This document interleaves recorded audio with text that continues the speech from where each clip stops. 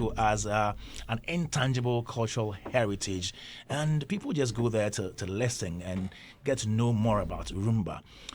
When you go to Jamaica, it is the reggae. Ghana is highlife. But he asked the question: do people travel to Ghana because of highlife music? And that's the question I'm asking Robert and Martinez this morning. Rob! Kwame! Robert! Now we can start.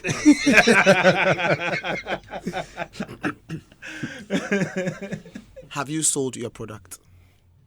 That's highlife, right? Yeah. That's a big When question. we have 3 million people in Jamaica selling their intangible cultural heritage Yeah. to the entire globe, Yeah. what have we done with ours? How well have we sold it? So much so that people will leave their countries and go like, yo, when I get to this Ghana, I'm certainly gonna go to places where I can experience this high life music because I think it's good music and it's authentic and it's whatever. Yeah. You know what I'm saying? So all I'm saying is, have we sold it? The various embassies that we have across the world represented. Yeah. Do they have cultural attaches? And if they do have these cultural attaches, what exactly are they selling with respect to culture? Good question. We would like to know. What activities are they doing weekly, monthly? What is their annual plan? What is their 4-year plan when they are in power with respect to culture? Which aspect of culture are they selling? How are they deliberately plugging our culture into other people's culture? Because we have a lot of cultural imposition here. A lot of cultural elements are imported. What are we doing through these arms and through these legs to be able to push it out there? Because if it's not done, then it is almost impossible for somebody to have it on their bucket list. So I'll come to Ghana because it's a year of return. I'll come to Ghana because Akufo-Addo and team went out there to publicly announce, talk to, call, and get them knowing that, look, come home. There was an effort. And that is why they're coming. And that is why there's a connection. You understand? So what are we also doing with respect to our sound? Yeah. You know, so that said, while we may not necessarily or we may not have done so well with respect to the sales or the projection or the promotion of what we have, what we can do is to be strategic about it when people come here. So you'd realize that even though Francis spoke about high life, the examples he gave was in reference to the icons of high life and what they had done. So it goes back to the shrines. It goes back to having high life festivals. It goes back to the celebration of icons within the space and having museums and all of that. So that when they come here, they are part of it. As a matter of fact, those who are curating the experiences, what would be nice, imagine if you went to Kwame Nkrumah Mausoleum and there's, as part of the experiences, there's a high life journey, you know, dramatized, performed with music, palm wine, with proper palm wine in the corner there. So you had, when they talk to you, palm wine with proper palm wine. Exactly. So we talk about palm wine high life. Music. Yes. And then palm wine. Good. As you are listening to it, you are drinking. Then they understand. They incorporate the elements. They talk about, so this is how far our music has come from this point and eventually got to this point, and they give birth to so many other sounds like Afrobeats, that kind of stuff. Yeah. You know? So you have these pieces like this there at various places curated, not just in Accra, but in multiple places, physical places where people can visit. On my research tour, when I went to what's the name? Is it Kenya? Yeah, in Kenya. Okay. I went to the museum. All right. They showed us gods, like the Calabash god, right? And the different types of Calabash gods they have, and the different sounds it's able to produce, and which people or which of the tribes and work with the different gods and the sounds, and and it was amazing. So I was there, I was holding my camera, I was just videoing this thing. I was like, man. So you could see culture, directly, culture impacting music captured in the museum. And guess what? It wasn't even the person who was taking us round was a tourist, a student a tourism student. Okay. Yes, like people in the university who are studying are put there as tour operators. So like basically, somebody at Hotcat. sharp. So they would come and then they are there, they've learnt everything and they are already practicing, they are talking about it. So you ask them questions and they give you answers. But I saw it there and I was like, wow, this is incredible, this is crazy. So this is beautiful. So imagine that we have a place like that where when you go, you see xylophone, you see different, it's like things that are unique to different tribes, So these are things that we can do, that we can say, okay, they connect to high life music, the sound. And then I also went, there was a place in South Africa I also went to, it was actually a hip hop museum. All right. But there I also got the opportunity to listen to sounds. So if it's a particular sound, if we say, okay, so high life is influenced by this sound, then you probably be able to hear it. That sound, you be able to, that kind of thing. Imagine if we had, and then you should. So there are different sounds that you can hear. Yes, if you can get that, and then you even have the opportunity to create your own or curate. Hit this 5 times, hit that 5 times, and you'll be able to create the typical high life. Imagine if you can do that.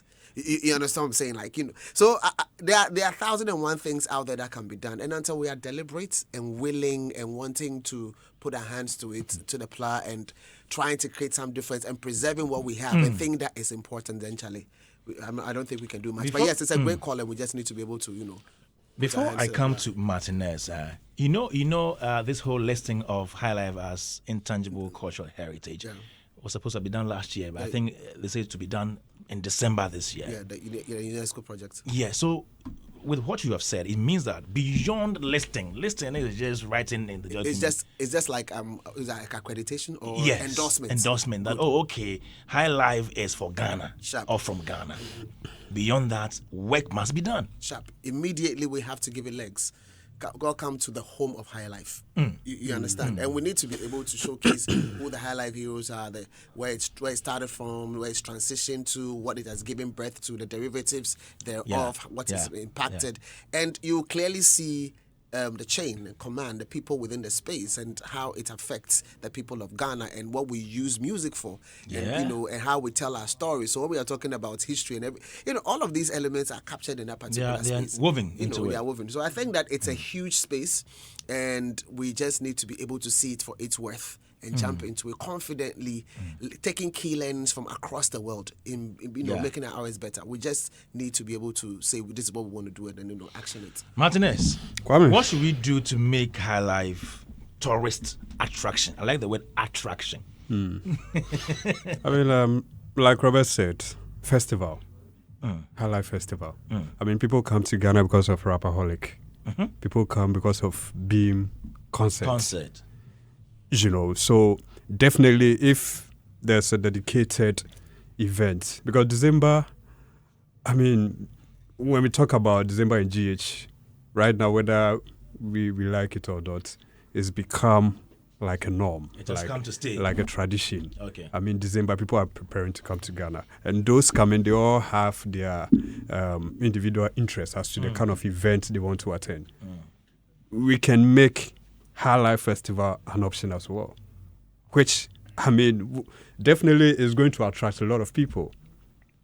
Everything Robert said is on point. I mean, museums, like knowing the stories behind it, even we have some High Life legends who are still alive. Yeah, that are huge, subject when it comes to discussion.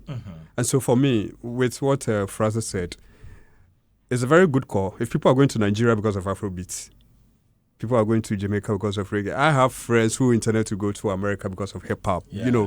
They watch Kanye and Jay-Z, and the next moment is like, they want to go there. I mean, like, we cross. So purposely they are going because of the hip-hop they've been listening to. True. These people have been intentional about it. And trust me, some people are also in America because of that. Hip-hop actually, drove their interest. Yeah. So when it comes to music, it's a powerful tool when we are thinking of tourism. Yeah. And if high life is our culture, high life is a face of Ghana music as we put it, then we cannot allow it to just, slide or go off like that. And that is why artists like Shatta Wale will travel to the state, come back and give us an address talking about how important he feel we should package high life. Yeah. Kwame, we need to be intentional about this.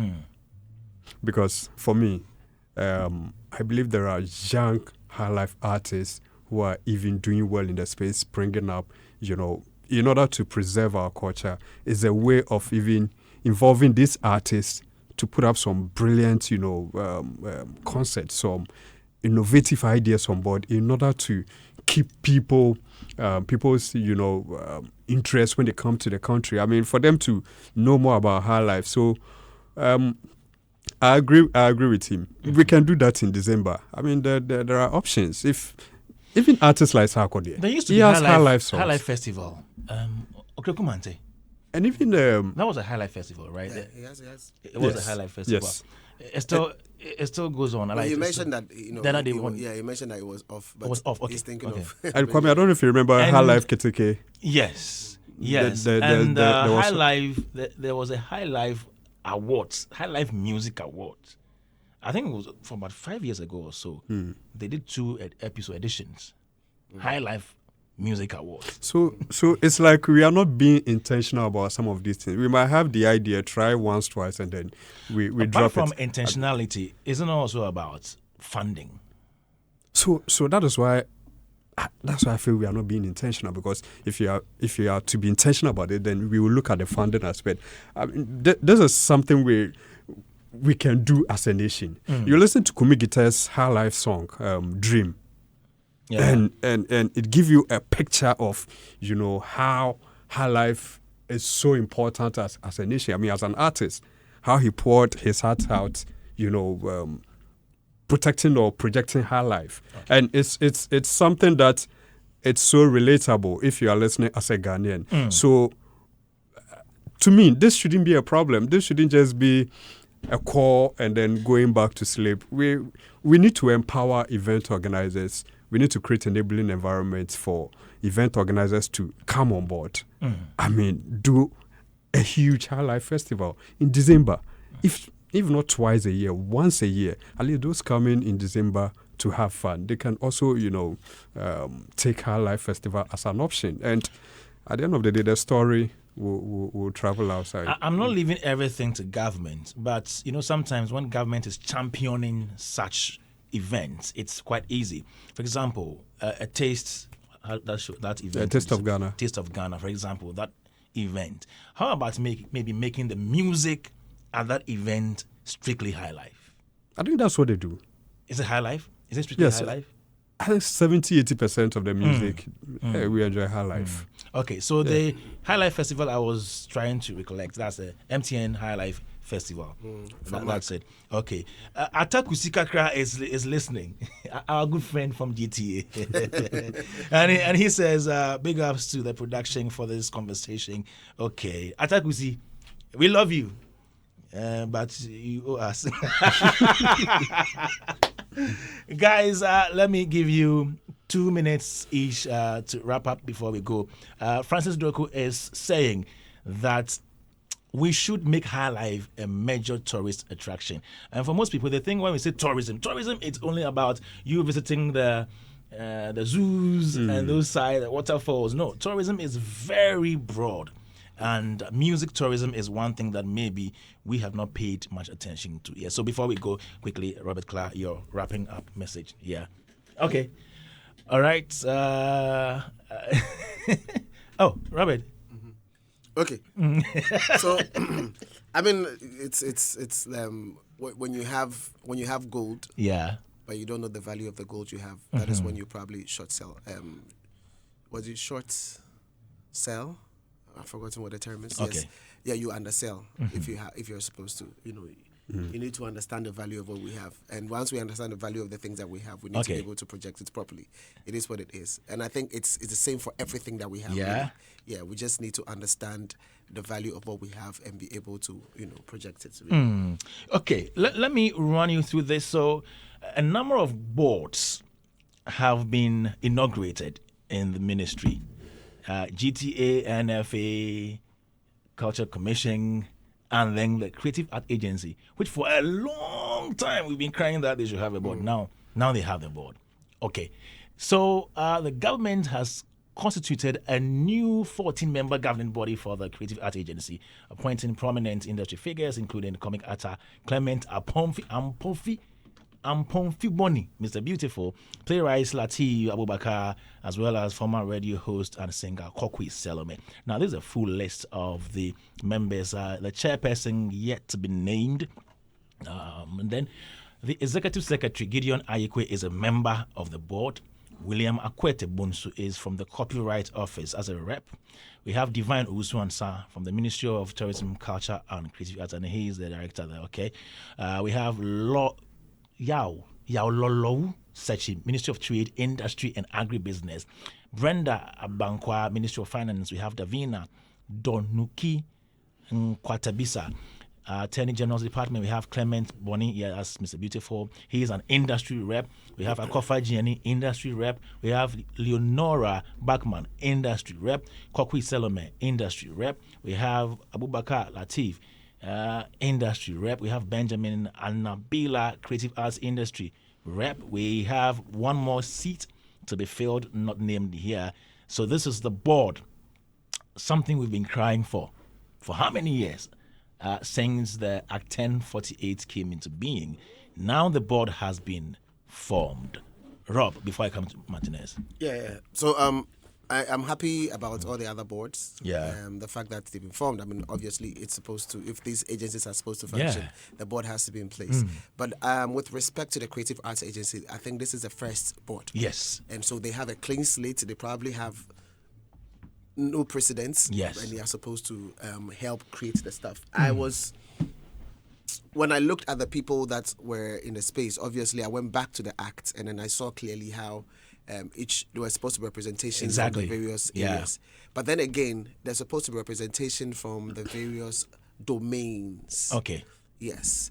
So I don't know if the domains are fully properly represented in that particular space. They have the different domains. Domains, Yeah. And then, but then they have the opportunity to form committees. So I'm thinking that, okay, so if you, the committees can make up for whatever is missing if there is a need for certain things to be. Can we check the reps that we have? Akofa Gianni, maybe from film? Yes. Leonora Bachman.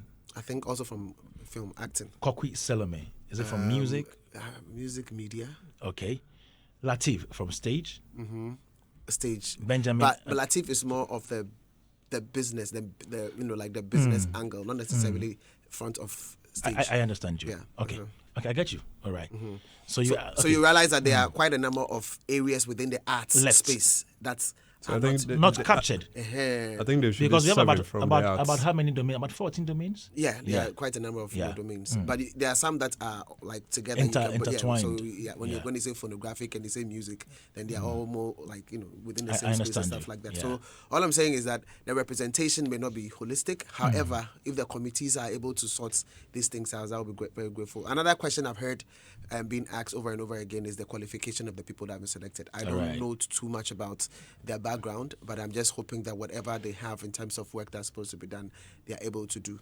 So for me, Kwame, if you'd permit, I want us to quickly capture what the agency is supposed to do, so that we have that in our minds that this is what. So that the mandate falls within the ambit of these people named here. Yes. And I'm waiting for the president, the chairman the chairperson for this particular board for the Creative Art Agency, and the chairperson will be appointed by the president, of course. Yes. So we'll be waiting for that. So it says that the object of the agency, I'm reading from the Creative Arts Industry Act 2020. Yeah. Act 1048. 848. Yeah. It says that the object of the agency are the objects. That's one, to prescribe standards for the regulation of the creative arts industry. Yeah. And then two, to create an enabling environment through direct and indirect support for arts education, artists, creative arts practitioners, and then organizations. All right. And then C, promotes collaborations with institutions created for the regulation of the specific domains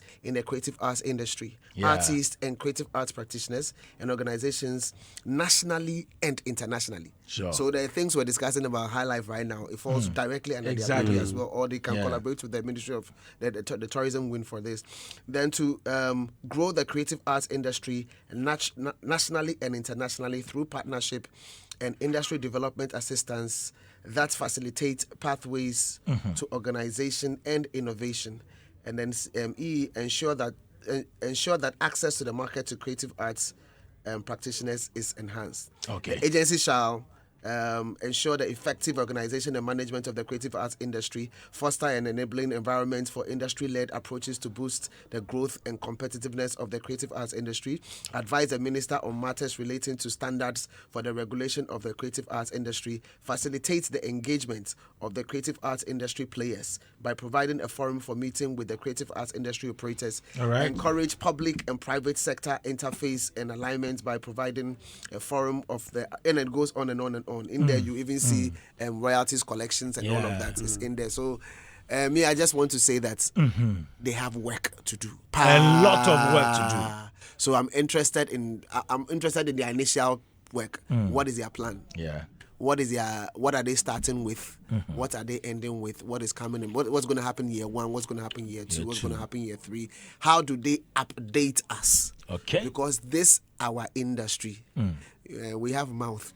So we can talk. The moment you don't do what you are supposed to do, you go here. You go here. You go here. Woto. Yeah. So the thing they have to find a way to be able All to right. Get us in the space so we can understand what's going on really. Thank you, Rob. Martinez, please, Yes. 2 minutes on the agency board. Yeah. Yes, Kwame. So clearly there is hope. Okay. Yeah, there's hope. And for me, I thought Kojo Prekodankwa would have been part on the board as well. Is he interested? Oh, I mean, he's been very critical when it comes to... But is he interested? Well, I don't know. But, There are quite a number of names that people thought were going to- Exactly. Yeah, but obviously all of them will definitely not make it. But Or for maybe me, I was the expecting... chairperson is vacant now. Maybe. And there's another slot that is Another also sl- vacant. yes, another one. Yeah. Who knows? So, Even Martinez or Kwame? I beg. So- Who is representing New Media? That's another thing. Yeah. So Kokui used to be with Viceart Yeah. And City. and City. Yeah. That's okay. That's fine. That's cool. Honestly, I was rooting for Kojo Prekodankwa. But let me also add to the list Robert gave. I mean, one is to collaborate with relevant institutions to facilitate the protection of the intellectual property rights of creative artists by organizing seminars for creative art operators to create awareness about intellectual property rights of the operators and to facilitate the registration of the works of creative art operators. Okay. So, Zandi Kamel's issue. I mean, this would have been dealt with in the right way. You listen to Socrates the other time on Zandi Kamel. It's like she has no idea as to how to even go about it until Socrates stepped in. So this is also, a responsibility of the board. And then one that I really love so much is establish a website, publish magazines and organize exhibitions and fairs to promote the works of creative art industry operators. Okay. So the education you gave on tourism, that is not only limited to, the sites when it comes to zoos and all of that, but it is very broad. The same way the art industry is also broad. It's not just about music and film. Very broad. So a lot of people are actually benefiting, although they are working very hard. Yeah. And there's no way we can pretend we don't know that the lack of the agency being active in the space is also a key factor. And so now that there's this move, clearly all the branches in the art industry, I mean those doing basketry, sculptures and all of that, everybody is going to benefit. So it's a good move. Yeah. I just hope the board members are going to be very effective. There wouldn't be any stories back and forth here and there. There wouldn't be any excuses because, I mean, if you're able to empower the creatives, obviously, there's going to be a lot of job opportunities for the young and upcoming talented ones. So for me, it's good. If there's a chance, Kojo Preku will be a part. If it's not too late. Even Kwame, you yourself cry. No. Because, I beg. why? Make a day man somewhere. No, but you've been championing this already. It doesn't matter. It matters. A lot goes into handling public office. It's not about you thinking the person is the right I understand. person. So it's not about you wishing the person gets there. So if the opportunity It's comes. also about the person wishing he or she gets there. So Kwame, if the opportunity come, Yeah. you mean you turn it down? Yes. Oh, really? Yes. All right. Thank you, Martinez. Thank you, Robert. Very disappointed. Thank you, Martinez and Robert Clark, for coming through this morning. Derek hits 103.9 FM. And yeah, another day is here. Like we finished it today. Yeah, but very, very sad day for us. Oh. Yeah, so Very sad day for us all. Charlie. Yeah, very sad day for us all. But Have we? Is that music? I wish they would play. no, we did that in the morning. No. We did that a lot. Familiar's music. Yeah. Other Okay. questions? That's not good.